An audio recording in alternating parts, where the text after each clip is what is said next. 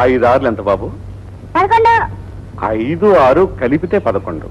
5ను 6 పెట్టి అచ్చు వేస్తే 5 6 30. 5 4 20. 5 5 25. 5 6 30. 3 0. అలాగే అలా కూడా చేయి బాబు. ఒరే ఎందురా బాబు కొట్టుకుంటారు? అలా చేయకుండా చదువుకోండి. బాబు గారు, రాముల వారి ప్రసాదం తీసుకోండి. ఇక మీకు దగ్గు ఆయుసం పూర్తిగా తగ్గిపోతుంది బాబు గారు. ఒరే కట్టుకున్న వాళ్ళు కన్నవాళ్ళు విలేసిన ఈ అనాథ ప్రేతం అంటే నీకెందుకురా ఇంత అభిమానం?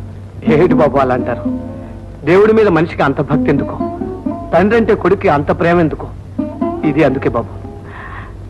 ఎక్కడ పుట్టానో ఎక్కడ పెరిగాను, కన్న బిడ్డలాగా చూసుకుంటున్నారే, మీ రుణం ఎలా తీర్చుకోండి బాబు? మనందరం రుణపడి ఉంది ఆ దేవదేవుడికిరా. ఆర్చిన తీర్చిన ఆయనే. అందుకే బాబు మీకు కాలు చెయ్యి, అమ్మాయి గారికి నోరు వస్తే భద్రాచలం దాకా నడిచొస్తానని రాముల వారికి మొక్కున్నాను. నువ్వు ఎంత మొక్కుకున్నా ఎలా మొక్కుకున్నా ఆ దేవుడు దానికి మాట తెప్పించలేడురా. ఆశ ఉంటే కన్నవాణ్ణి నేను ఇలా చేతులు కట్టు కూర్చుంటానా? అదేమిటి బాబు, దేశంలో డాక్టర్లే లేరా, మంచి మందులే కరువా? పేరున్న డాక్టర్లందరికీ చూపించాను, మహిమలున్న దేవుళ్ళందరికీ మొక్కాను. ఏ డాక్టర్ దానికి నోరు తెప్పించలేదు, ఏ దేవుడు దాని బాధ తప్పించలేదు. మరి మాట రాని వాళ్లకు వినపడదని కూడా అంటారు కదా. అమ్మాయి గారికి ఆకు గలగల్లాడితే తెలుస్తుంది, పిట్ట పిలిస్తే వినపడుతుంది. అదేట బాబు గారు? అది పుట్టుమోగది కాదురా. ఏ జన్మలో చేసిన పాపం, ఏ దేవుడి శాపం దాని 2వ ఏటే మాట పడిపోయింది. వచ్చి రాని మాటలతో నాన్న అని ముద్దుగా పిలిపించుకునే లోపే ఆ ముచ్చట తీరిపోయింది. ఊరుకోండి బాబు గారు, అంతవరకైనా దేవుడు మన పాలిటున్నాడు. కనీసం మనం చెప్పేదైనా అమ్మాయి గారికి వినపడుతుంది. అదేరా నా బాధ. నోటితో పాటు చెవులు కూడా మూతపడిపోయి ఉంటే ఈ తిట్లు శాపనార్థాలు వినపడకుండా ఉండేవి. అయినా దాని ముఖాన రాత రాసి ఉంటే మనం ఏమిటో. ఆ రాత రాసిన దేవుడికి తుడిచేసే శక్తి కూడా ఉంటుందిగా బాబు. కోతికి రాజ్యం ఇచ్చిన రాముడు, రాతిని మనిషిగా చేసిన ఆ దేవుడు తననే గురించి అమ్మాయి గారికి మాట ఎందుకు తెప్పించలేడు బాబు?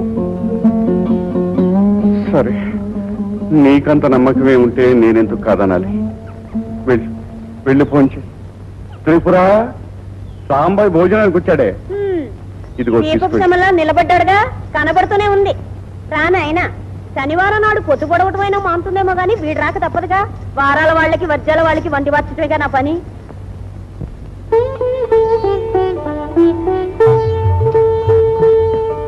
ఏ అమ్మాయి గారు, ఈ సాంబార్ ఏమిటి ఎంత తిట్టిపోసినా సిగ్గు శరం లేకుండా భోజనానికి తయారైపోతున్నాడు అనుకుంటున్నారా?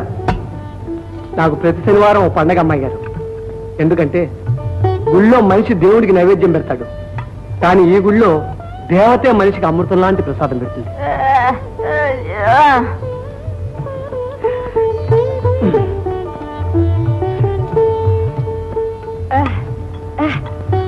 చూడనా,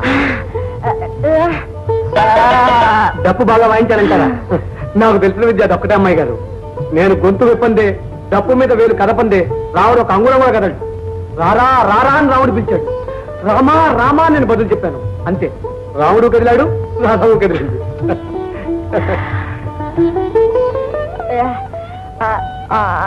పాడతాను అమ్మాయి గారు, మీకోసం 100 సార్లు 100 పాటలైనా పాడతాను, కానీ ఇప్పుడు మాత్రం కాదు. ఇవాళ రథం ముందు పాడానండి, రేపు పల్లకి ముందు పాడతాను. ఈ పుత్తడి బొమ్మ చిటికిని వెలుపుచ్చుకుని ఒక అందమైన రాజకుమారుడు పల్లకిలో కూర్చోబెడతాడు. అప్పుడు మీరు సిగ్గుతో తలంచుకుని అబ్బాయి గారిని ఓరకండితో చూస్తూ ఉంటారు. ఆయన మాట్లాడే మీ కళ్ళలోకి చూడాలని ఎంతో ప్రయత్నిస్తుంటాడు. అప్పుడు నన్ను ఎందరు గంటేసినా ఒక మూల నిలబడి మీకు వినిపించేలా పడతాను. ఆనందంతో గొంతు పిగిలేలా పడతాను, గుండె పగిలేలా పడతాను అబ్బాయి గారు. సావిత్రి, సావిత్రి లేమ్మా. అబ్బా ఉండవే, నాకు నిద్ర వస్తుంది. అబ్బా ఈ కాస్త పలహారం తిని తర్వాత హాయిగా నిద్రపోదు గాని మళ్ళీ అమ్మోగడానికి కంట పడితే ఇట్టే మాయమైపోతాయి. తిను. చూడు, కడుపు నిండా తినకపోతే గజ్జలు కూడా మొయ్యలేవు. ఇప్పటికే డాన్స్ చేసి చేసి సొరకాయలా ఉన్న కాళ్ళు పొట్లకాయలా అయిపోయింది. అని ఒక పూట మీ చేతి వంట తింటున్నాను కాబట్టి ఈ డప్పు వాయించగలుగుతున్నాను. ఇక ప్రతిరోజు తింటే ఈ వేళ్ళున్నాయి చూసారు, కాళ్ళు అంత లావైపోతాయి. ఇంకా డప్పు ఎలా వాయించను? భోజనం అంత బాగుందని అడుగుతున్నారా? ఎంత బాగుందో చెప్పమంటారా?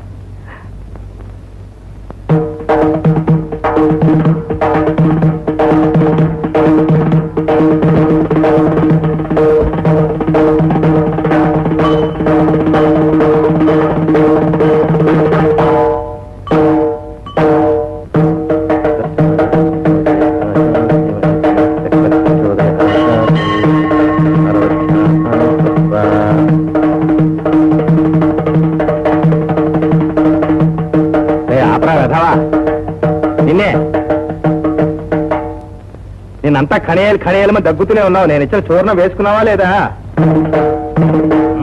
నువ్వు పుచ్చుకుంటావు, ఇచ్చిన మందు పుచ్చుకో, పచ్చంగా ఉండరా అంటే అది చెయ్యవు. ఇవాళ ఎక్కడ భోజనం ఏమిటి? అయ్యమ్మ చేతి అంటే ఇంకేం పీకల దాకా పట్టం చేసి ఉంటావు. ఇదిగో రే, ఈసారి గనక నీ ఆరోగ్య విషయంలో నేను చెప్పినట్టు చేయకపోతే ఆ 2 చేతులు విడిచి శుభ్రంగా గుడి గంట కట్టేస్తాను. గణ గణ గణ వాయించుకుంటూ కూర్చుంటూ కానీ. అయ్యవారు, కన్నవాళ్ల పేరు కనిపించిన ఊరు మర్చిపోయేలా గాలికి తిరుగుతున్నాను. ఇక్కడ ఉన్న నాళ్ళు మీరు గుండెల్లో పెట్టుకు చూస్తున్నారు. రేపు ఇంకో ఊరు వెళ్ళాల్సి వస్తుంది అనుకోండి, ఏమండి అక్కడ మీలాంటి మహారాజులు దొరుకుతారా చెప్పండి? అందుకని ఆటుకి పోటీకి అలవాటు పడేలా ఈ శరీరాన్ని తయారు చేస్తున్నాను అయ్యవారు. అట్టాగా రే, నాకు తెలియక అడుగుతాను. గొప్పదీసి నువ్వు మారు వేషంలో తిరుగుతున్న సేడివాడివి కాదు కదా? అదేమిటయ్యవారు, ఉన్నట్టుండి అనుమానం ఎందుకు వచ్చింది? ఆహా, నీ వాలకం చూస్తుంటాను పెద్దగా చదువు సంధ్య ఉన్నట్టు కనబడవు. మాటలు చూద్దామంటే మాణిక్యాలా ఉంటాయి, పాటలు పంచదార గుడికల్లాగా ఉంటాయి. ఇవన్నీ నీకు ఎక్కడ బేరా? అదే అయ్యవారు, మా అమ్మ హరికథలు అద్భుతంగా చెప్పేది. మా నాన్న మృదంగం బ్రహ్మాండంగా వాయించేవాడు. అందుకని నేను పుడుతూనే అంటూ ఏడ్చి తదింగంత చేతులు ఆడించామంటే ఏమిటో. చాలేరా, పుట్టడి కబుర్లు పొట్టనండా పెట్టుకొని ఎంతసేపైనా వాగుతావు. 2 దరువులు వేయి, వినేసి పోదాం.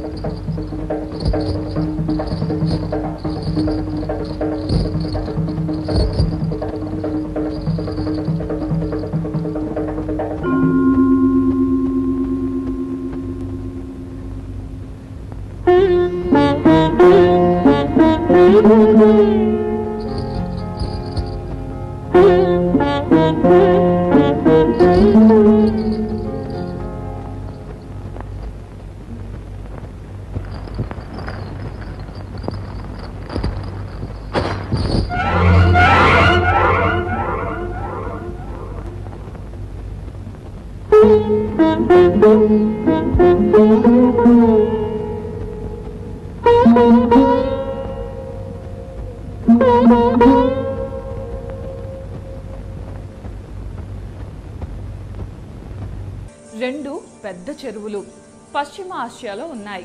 వీటిని అక్కడున్న ప్రజలు ఈ చెరువుల్ని సముద్రాలు అని పిలుస్తారు. కానీ అవి మాత్రం చెరువులే.